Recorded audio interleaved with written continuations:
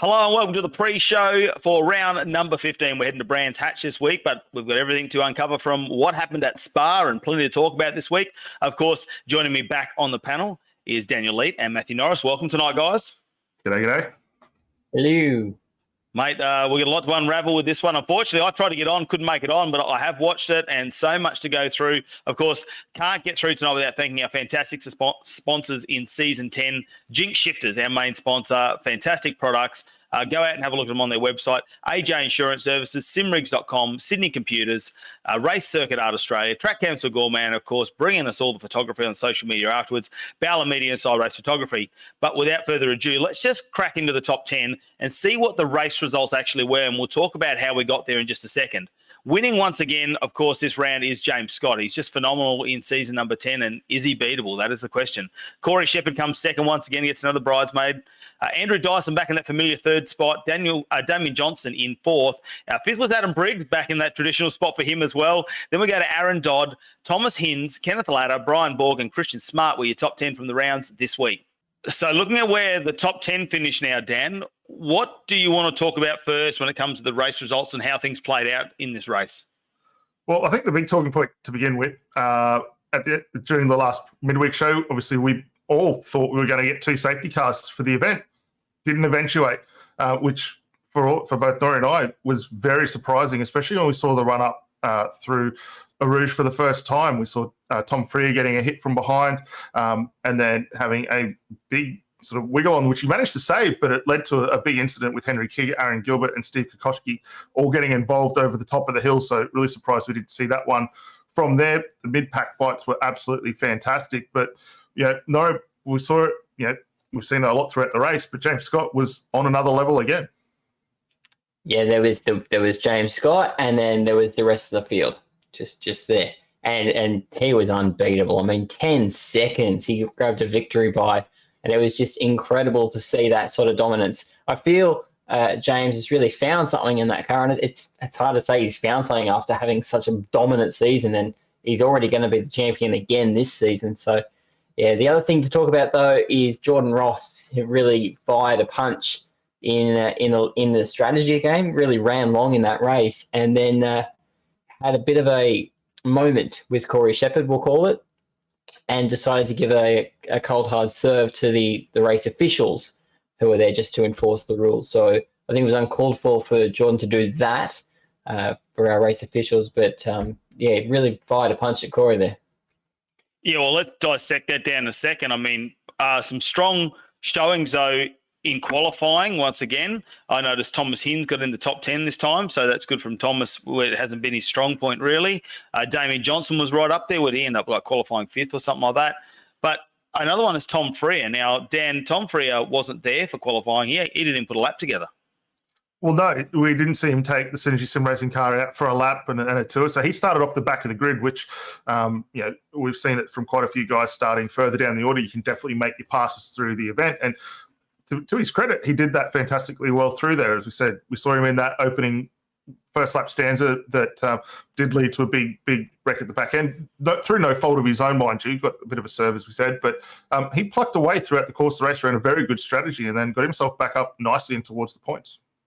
And he did a bit of a Mickey T job there, got right through, didn't he, Norry? But unfortunately, no Michael Taliantis this week, so we didn't see the big mover. Tom Freer took his position. Yeah, we didn't count Mickey T's passes because there weren't any.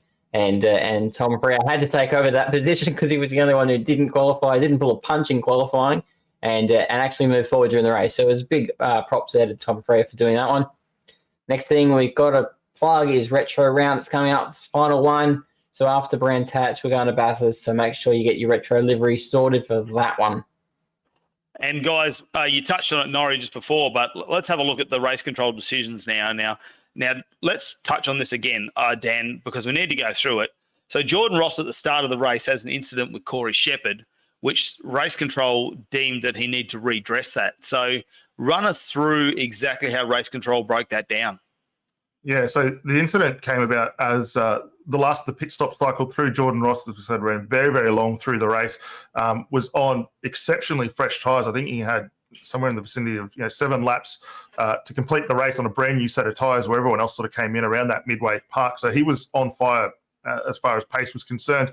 He got the move down off the Camel Straight down in through Lacombe there, stuck the nose up on the inside, which he had the speed to carry through, so well entitled to do so. But Corey came back across, shut the door on him.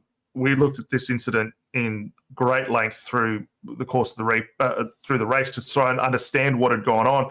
But we saw Corey fire off wider into the gravel, lost a secondary spot as a result of that with Adam Briggs coming through. And then race control asked that the position be redressed to allow a fair play there for Corey to come through.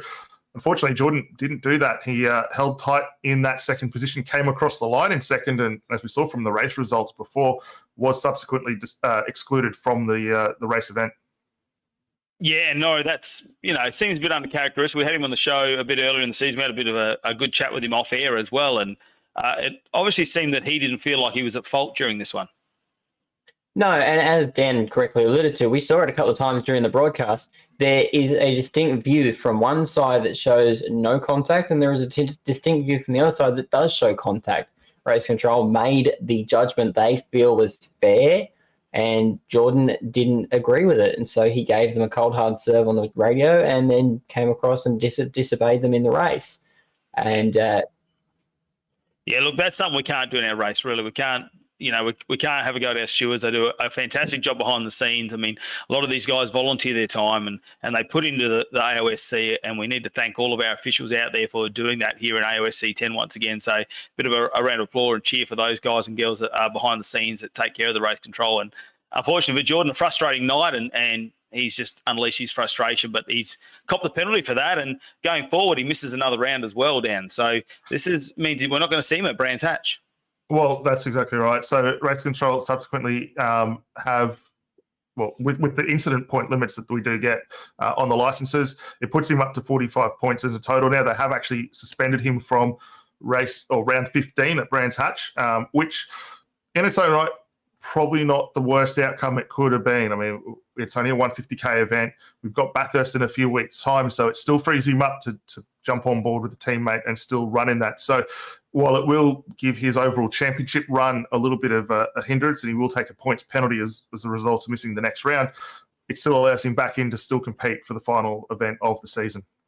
All right, so let's talk about championship now. And like we just said, Jordan Ross probably not going to make it in the top 5 now after missing next round. But James Scott, no surprise, so dominant once again and is leading the championship with 420 points in front over Corey Shepherd. So very dominant lead. And Corey Shepherd, well, he just needs to hold out Andrew Dyson now, who's challenging. He's in 3rd position and he's only 120 points behind. So, those two are going to tussle it out for 2nd position. Can't wait to see what that brings in the next couple of races. Adam Briggs back in 4th position. Damien Johnson with a strong charge in the back half of this season. Brian Borg has crawled all the way back up to 6th position after a couple of, bad runs in races. Then Tom Freer now in 7th position, Jordan Ross in 8th, Thomas Hinds up to 9th, and Kyle Stokes is number 10 when it comes to championship points at the moment. And as we head into the penultimate round, James Scott, untouchable at this stage, but the fight's really going to come down between Corey Shepherd, Andrew Dyson, and Adam Briggs to see where those 3 will round out. And can the guys from the DPR simrigs.com car, can they get up into 2nd? Can they get over Corey Shepherd, who really, take James Scott out of the equation, would be winning this championship and dominating once again. So we'll see how that all pans out after this round, and we'll talk about that more in depth next week. But of course, once again, this week, Bowler Media, Sideways Photography, putting out the fantastic images on social media, guys. I mean, a race that was full of incidents, so much going on, but they just managed to capture everything, and it's fantastic. They can get it out there, put all the photography together, and we can send that out on all of our social pages so that everybody can have a look at that one. I mean, that's a great shot, isn't it, Dan, of the cars up in the air there, you can see. Well, yeah, they captured the moment absolutely spectacularly. Unfortunately, though, those two naming rights Jinx Shifters cars involved in the mix. Yeah, all right. Well, yeah, that's how it goes sometimes. And unfortunately for the Jinx Shifters cars, but I'm sure it wasn't the Shifters' fault. So let's move on, though, to Brands Hatch, round number 15, coming your way this week. It's a short one, once again, 150-kilometre sprint round.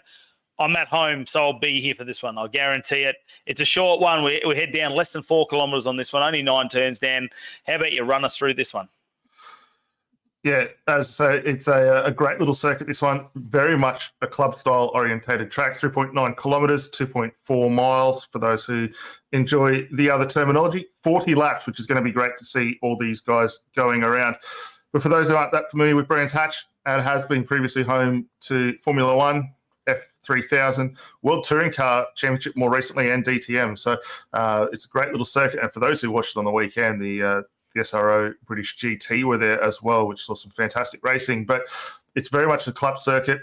The biggest trick for the guys here, though, is not only the undulation that they're going to face, but just how close how little runoff there is around this circuit. The grass is waiting on the outside there to knock you off into the fence there if you're very uncertain there. The big one from the start-finish line is going to be the run up in towards Paddock Hill Bend. However, you come off the little bit of a camber down the front straight. Flattens out a little bit, but it's a very sort of blind entry before you drop down the hill, down through Pilgrims, in towards Druids. The cars are going to get very skatey on exit. There's gravel traps waiting on the outside, and it's a really short run to get up in towards the hairpin of Druids there. But if you get it right, we'll see a few passes down the inside there. The drive out of Druids is going to be all important, so you can get down the road and get down into Graham Hill Bend. There is an option for a pass down the inside since the track was adjusted, so we may see some passing there. There's a little bit of runoff on the AstroTurf on the outside, which is only going to help these guys to get their way through before they head up in towards Surtees, which is a very, very tricky corner. It's about 4 lines you can take on the way through there. The road rises a little bit on the outside. You've got the runoff through the short club circuit there as well to contend with. So the drive out, again, all important. You're going to be on maximum power as you head down towards Hawthorn Bend, which is a drop down a little bit off the backside. It's a very quick flowing circuit, but you've got to be cautious, as you said, the grass there just waiting to pick you up before you head down in towards Westfield Bend. Westfield's is super quick, a little dab of the brakes to get the nose in, you turn it through, and then you're on a long radius right-hand run down through Dingledale, down in towards Sheen. And if you can get that right, you might be able to set yourself up for a move down in towards Stirling, which is going to be big braking, but the traction and drive out of there is going to be all important before you head down towards that final curve of Clark Curve, which is tricky in its own right. It's a little bit of a rise on entry. The car will push wide out to the outside of the circuit and then down onto Brabham Straight to complete a lap of Brands Hatch. And as we go off from there, Norry, what are we looking at for a pit stop? We said 40 laps for these guys to contend with. The pit strategy is going to be very important for them to play out. Yeah, only a short pit strategy this week. It's just a traditional 150. So it'll be an early to mid-race pit stop, 25 to 30 laps maybe. And don't have a go at the race officials in the chance of doing the long strategy this week. But I decided to rub some salt in the wounds that is Jordan Ross missing out, and I decided to take his car out for a spin anyway. So enjoy that lap. G'day everyone and welcome to Norry's Navigation here for the penultimate round of the AOSC at Brands Hatch Raceway. Here we are flying through a lap and we're on the Brabham Straight, making our way past the start finish line now and making our way into Paddock Hill Bend, turn 1. A couple of years you got to go drop down, and you actually do drop down. It's downhill and ducks away from your mid corner as you then build up the speed under the bridge to then back on the brakes again around the hairpin that is turn 2. And then you've got to get back on the throttle again and build up another bit of speed before backing down again and turn 3. So finally you get to use the accelerator for a bit longer than half a second and it's back on the brakes again for what is turn 4. Brands Hatch is generally, the early part at least, is on and off the throttle a bit, but now you get to use it a bit more than 10 seconds now. And it's a really good run down the back straight here as we make our way back a couple of gears as we duck over to the right. And then it's another blip and breathe on the throttle before we back in a couple of gears and duck away to the right again. So you got now another downhill section before we rise back up. And it's a blind right-hander on this one, but you've got to crest the curb, middle of the corner. And then back it down another couple of years again. Now we're on the back straight and almost all the way around this Brands Hatch circuit. Build up the speed. Back it down a gear. Tip it in the last corner. And that has been your Norry's navigation lap of Brands Hatch Raceway. Well, as they come around, Norry, it looks like a very difficult entry into pit lane once again. How are the drivers going to contend with that? Yeah, it's a pretty tricky curve off that Clark curve because you're going straight into pit lane, but then there's a right-left kink in pit lane. So if you thought getting in there was difficult, getting through the kink is going to be even trickier. And then when drivers are exiting through the exit kink, because Brands Hatch has to have 2 kinks in the pit lane, the exit kink leads drivers right into the apex of Paddock Hill Bend, which is just on that downhill into the dipper at Pilgrim's Rise. So it's a tricky pit lane to get through this one, and I'm glad I'm not doing it. Well, we say that, tricky pit lane. How many safety cars this week, guys? I mean, Dan, last week we all said we're going to get one, got nothing. So this week, what are we going to double down, or are we going to say none again? No, look, I'm going to stick with a single safety car for this event. I think is probably not a bad idea. Norry? Nah, donuts, none. None? Can I go halfer in between? No, all right. I'll commit, Dan. I'm going to say one safety car. We've got to have one. We missed it last round. We just got to have one. I don't know why, just because we can. There's going to be some tricky points in this race, guys, and it's another 150 Ks, of course. Don't forget, if you haven't already, get to the AOSC YouTube channel, like and subscribe to that one.